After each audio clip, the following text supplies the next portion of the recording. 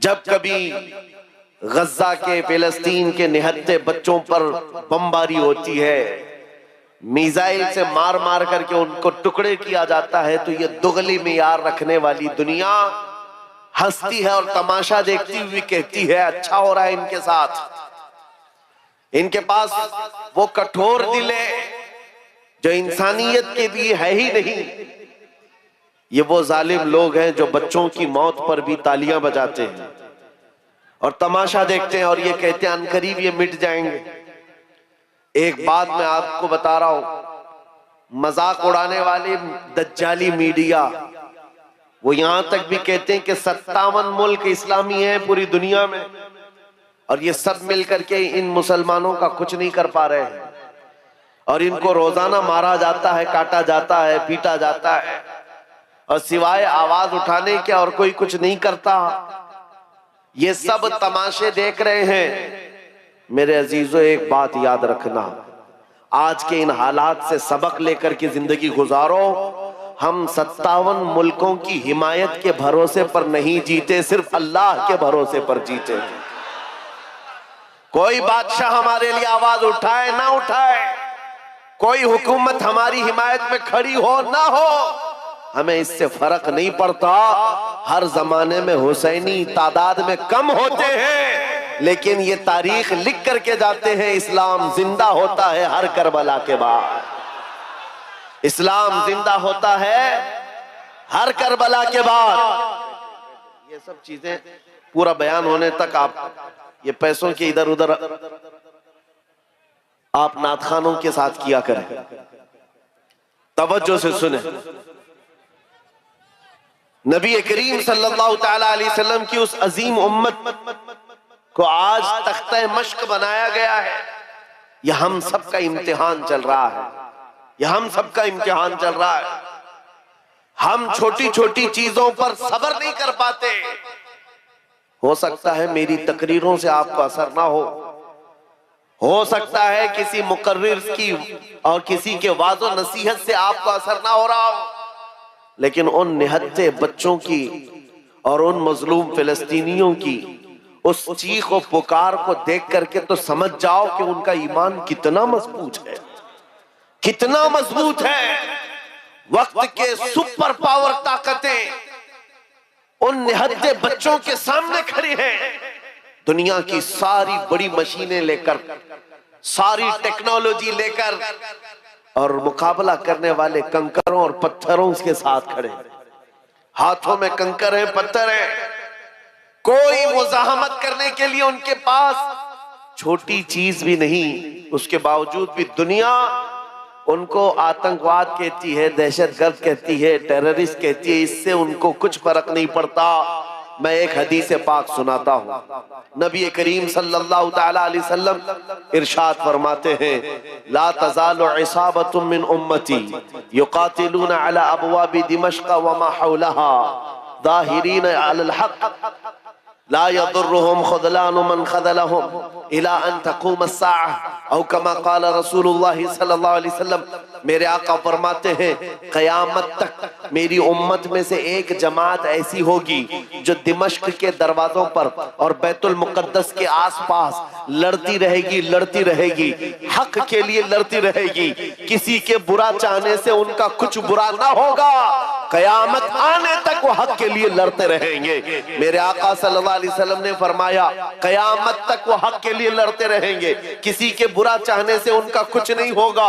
अब मैं यहाँ बात पूछता हूँ, बुरा चाहने से कुछ नहीं होगा, ये हदीस में कहा जा रहा है, जबकि जाहिर में हम देख रहे हैं उनकी तो इमारतें टूटकर खत्म हो गई, उनके बच्चों के टुकड़े हो गए, उनके यहाँ एक एक कब्र में 80-80 मैयतों को रखा गया। और हदीस में कहा जा रहा है उनका बुरा चाहने वाले लोगों से, उनका बुरा चाहने से उनका कुछ नहीं होगा। अरे बहुत कुछ हो गया, उनके अस्पताल टूट गए, उनके घर बर्बाद हो गए, उनकी जमीनें तबाह हैं, उनके घर बार सब खत्म है।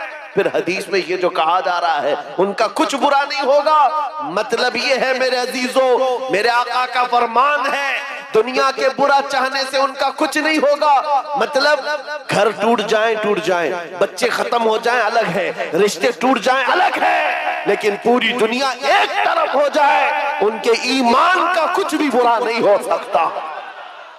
और अगर ईमान महफूज है तो दुनिया की सबसे बड़ी दौलत मौजूद है।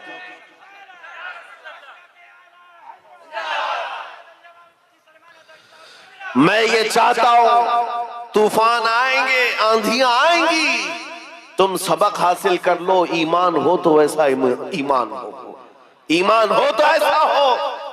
अरे मियाँ, उनके ऊपर से मिसाइलें गुजर रही हैं और वो सूखी रोटी खाने में मसरूफ है। उनके यहाँ बच्चों में 6 साल की बच्चियों में ये जज्बा माँ बाप ने पिलाया है। छोटी सी लड़कियां मेहंदी के कौन से अपना नाम लिख रही है। किसी न्यूज रिपोर्टर ने पूछा कि जंग के हालात में तुम अपना नाम हथेली पे क्यों लिख रही हो। 5 साल की 6 साल की लड़कियां वो कहती हैं पता नहीं रात को सोएंगे कब कोई मिसाइल गिर जाए, कहीं कब कब बम गिर जाए और हमारे टुकड़े हो जाएं। अगर हाथ मौजूद रहा तो हमारे माँ बाप नाम देखकर हमको पहचान सकते हैं। अल्लाहु अकबर।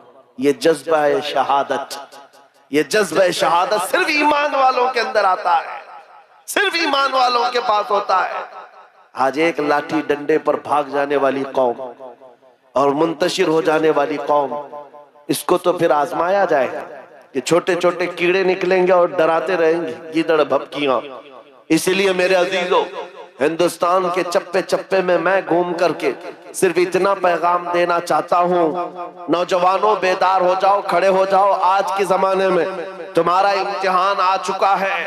कभी तुमको हुस्न दिखाकर, कभी तुमको दौलत दिखाकर, कभी तुमको टेलीविजन के पर्दों पर नाचने वाली गंदी सूरतें दिखाकर तुम्हारे अखलाक, तुम्हारे ईमान को खरीदने के लिए दज्जाली ताकतें मैदान में उतर चुकी हैं। जब इस तरह की दावतें तुम्हारे पास आ जाएं, ठोकर मार देना और उसके बाद फिर दुनिया को ये ऐलान करके कहना मुझे दौलत से कोई सरोकार नहीं, मुझे हुस्न शबाब से कोई सरोकार नहीं, मुझे तुम्हारे दिए हुए सिक्के और टुकड़ों से कोई सरोकार नहीं। अपना सब कुछ गुंबद खजरा कल भी था और आज भी है। मेरे नबी से मेरा रिश्ता कल भी था और ये ईमान हो जाए नौजवानों का।